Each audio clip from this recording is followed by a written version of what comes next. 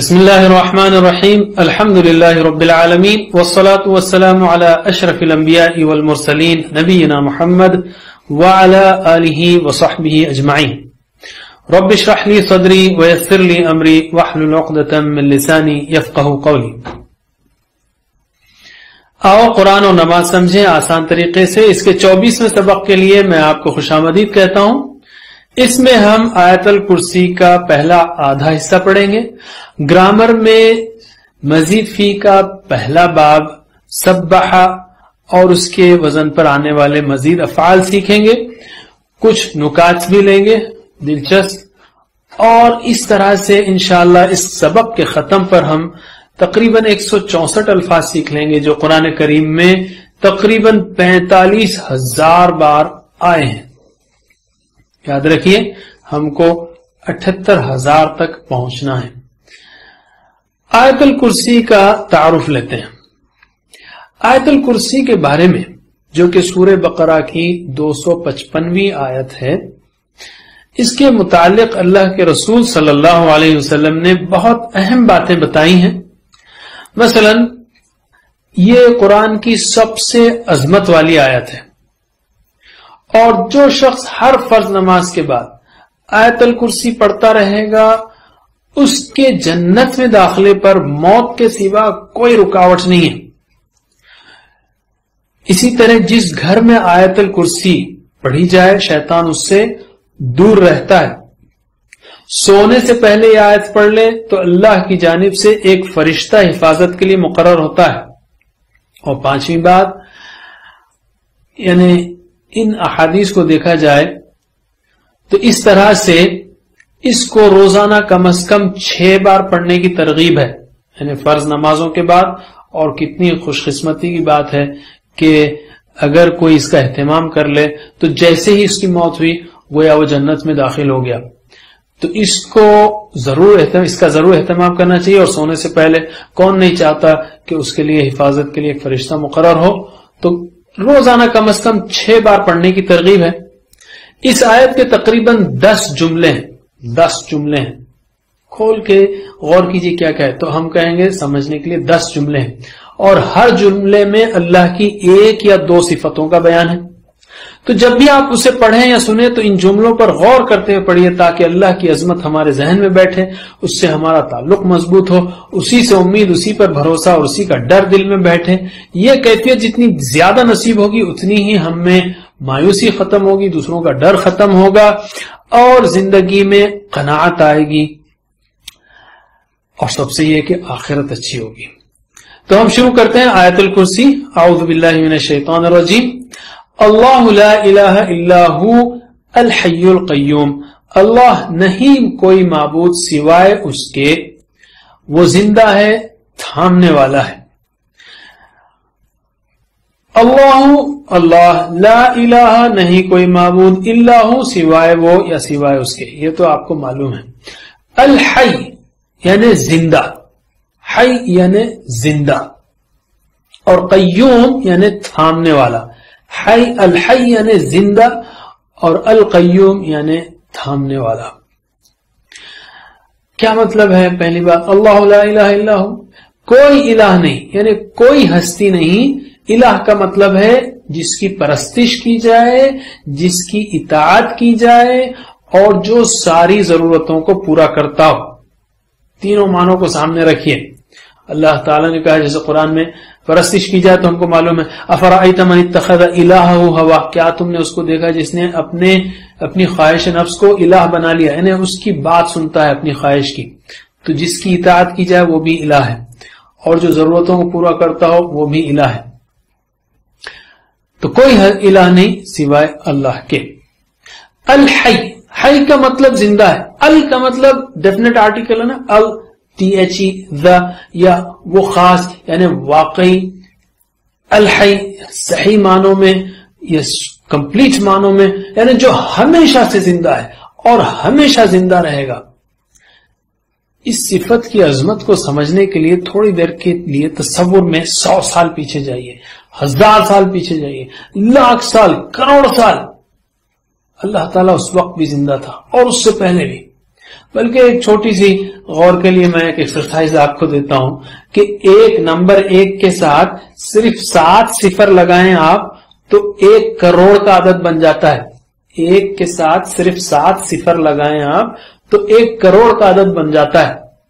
اگر سارے سمندروں کے پانی کو سیاہی بنا کر صفر لکھتے چلے جائیں ہم تو کتنا عظیم عدد نکلے گا۔ اس عدد والے سال سے بھی پہلے اللہ تعالیٰ زندہ تھا، سبحان اللہ، اور اسی طرح آگے سوچتے جائیے اللہ تعالیٰ ہمیشہ زندہ رہے گا۔ ہمارا دماغ فیل ہو جاتا ہے اس تصور کو دیکھتے ہوئے، لیکن اللہ کی عظمت گویا ہمارے ذہنوں میں بیٹھ سکتی ہے ہلکی، کیونکہ ہم جتنا غور کریں گے تو اتنا ہی اس کا فائدہ ہوگا۔ القیوم یعنی سب کو تھامنے والا۔ صرف زمین ہی کا تصور کیجئے، 12,000 کلومیٹر کا یہ گلوب ہے، پانی کی سطح، پانی کو سطح پہ لیے ہوئے کائنات میں بالکل لٹک رہا ہے، معلق ہے، بلکہ سطح کی 1500 کلومیٹر فی گھنٹے کی رفتار سے گھوم رہا ہے اور 225 کلومیٹر فی سیکنڈ کی رفتار سے، طوفانی رفتار سے سورج و کہکشاں کے ساتھ کسی انجان رخ پر چلا جا رہا ہے۔ ان ساری حرکتوں کے باوجود اللہ تعالی ہم کو اس زمین پر اس پیار و محبت کے ساتھ تھامے ہوئے ہیں کہ جب ہم رات کو سوتے ہیں تو ہر چیز سکون والی لگتی ہے۔ پانی کا ایک بھرا ہوا گلاس لے کر ہم 4 قدم نہیں چل سکتے، مگر اتنی رفتار کے باوجود سمندر کا ذرا بھی پانی خشکی پر نہیں آتا۔ تو اللہ تعالیٰ نہ صرف زمین کو بلکہ سورج، چاند، ستارے، کہکشائیں سب کو تھامے ہوئے، ورنہ ہم کبھی کے ختم ہو جاتے۔ تو پریکٹس کریں گے ہم، ترجمہ کیجئے، اللہ لا الہ الا ہو سوائے اس کے، الحی القیوم اللہ لا الہ الا ہو الحی القیوم لا تأخذه سنة ولا نوم، نہ اسے آتی ہے اونگ اور نہ نیند۔ لا نہیں، تأخذ آتی ہے، اخذا لینا پکڑنا، نہیں پکڑتی اس کو اونگ یا نہیں آتی اس کو اونگ۔ ہوا یأخذ ہی تأخذ، سینۃ مؤنث ہے اس لیے تأخذ ہے، نہیں آتی ہے ہو اس کو، اللہ کو، سینہ کہتے ہیں اونگ، ڈوزنگ، ولا نوم اور نہ نیند، نوم نیند، الصلاۃ خیر من النوم ہم روز صبح میں سنتے ہیں، نماز نیند سے بہتر ہے، تو نوم کا مطلب ہے نیند۔ یہ اونگ اور نیند کیا ہے؟ انسان دن میں کام کر کے تھک جاتا ہے اس لیے کبھی اونگتا ہے تو کبھی سو جاتا ہے۔ اللہ تعالیٰ میں کوئی کمزوری نہیں، وہ تھکتا نہیں، اس کو نیند تو کیا اونگ بھی نہیں آتی۔ فجر کی نماز کے بعد جب ہم یہ آیت پڑھیں تو غور کریں کہ ہم تو سو گئے تھے مگر اللہ تعالیٰ ساری رات کوٹ ان کوٹ جاگ رہا تھا، اور رات کو سونے سے پہلے پڑھیں تو سوچیں کہ ہم تو سو جائیں گے مگر اللہ تعالیٰ کے لیے نہ رات ہے نہ دن، وہ ہمیشہ سے زندہ ہے، اور ایسا زندہ ہے کہ ایک پل کے لیے بھی اپنی مخلوق سے غافل نہیں ہوتا۔ دعا کیجئے کہ اے اللہ ہمیں آپ کی صفات، آپ کی قدرت، آپ کی خوبیوں پر غور کرنے کی، ان کو سمجھنے کی توفیق عطا فرما تاکہ آپ کی عظمت ہمارے دل میں بیٹھے۔ ترجمہ کیجئے، لا تأخذہ، نہ اسے آتی ہے، سنۃ ولا نوم، پھر سے لا تأخذہ سنۃ ولا نوم، لا تأخذہ سنۃ ولا نوم، لہ ما فی السماوات وما فی الارض، اسی کا ہے جو آسمانوں میں ہے اور جو زمین میں ہے۔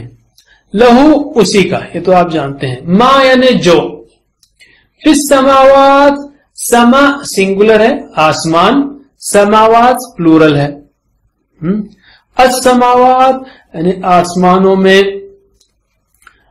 وما فی الارض اور جو فی الارض زمین میں ہے۔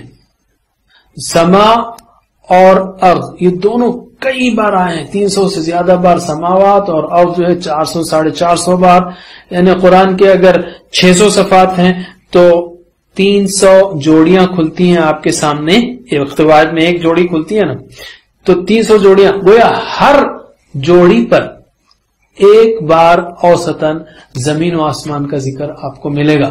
اسی کا ہے جو آسمانوں میں ہے اور جو زمین میں ہے. ارض کا مطلب زمین. ویسے انگلش کا ارتھ یہ ارض ہی کے یعنی وہ دونوں جو ہے لگتا ہے یا عربی سے انگلش میں گیا ہے انگلش سے عربک میں آیا ہے.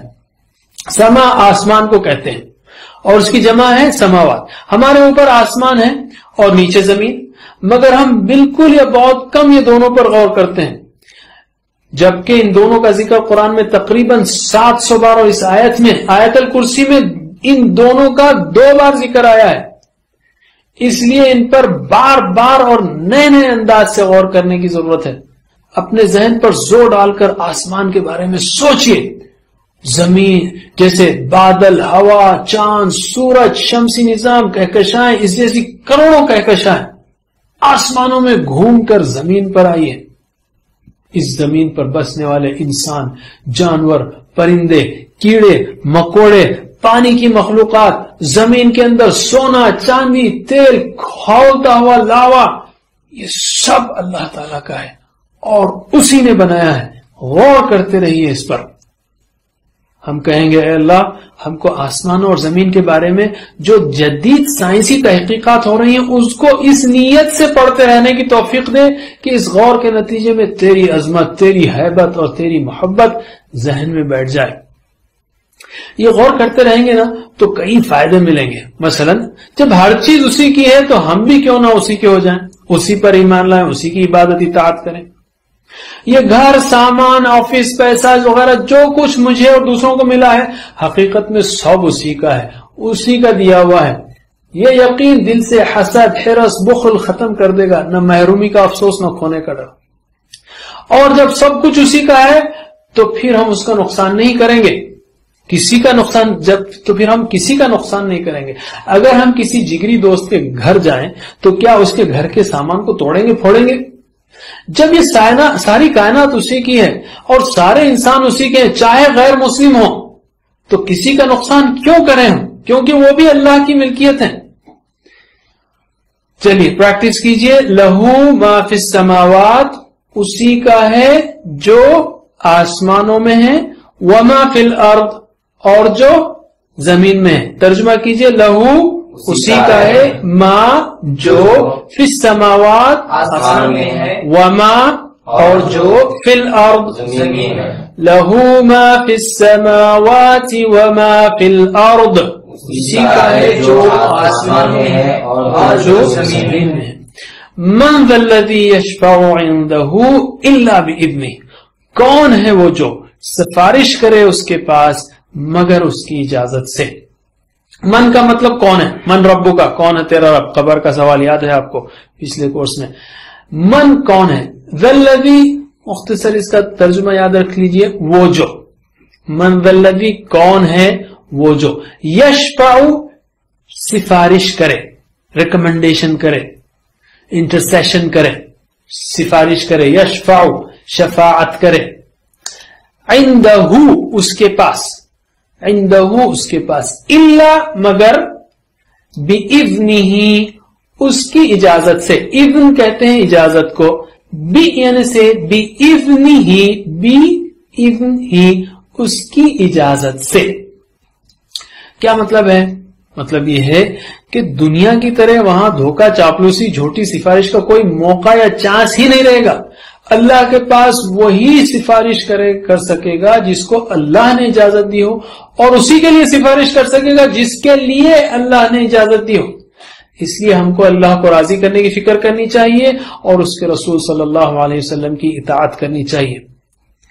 اے اللہ ہم کہیں گے ہم کو آپ صلی اللہ علیہ وسلم کی اتباع کی یعنی محبت کے ساتھ اطاعت کی توفیق دے اور ہم کو رسول اللہ صلی اللہ علیہ وسلم کی شفاعت نصیب کر.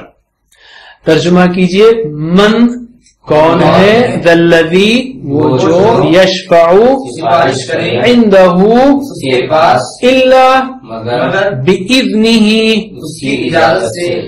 من ذا الذی کون ہے وہ جو یشفع عندہ سفارش کرے اس کے پاس الا بِإِذْنِهِ مگر اس کی اجازت سے.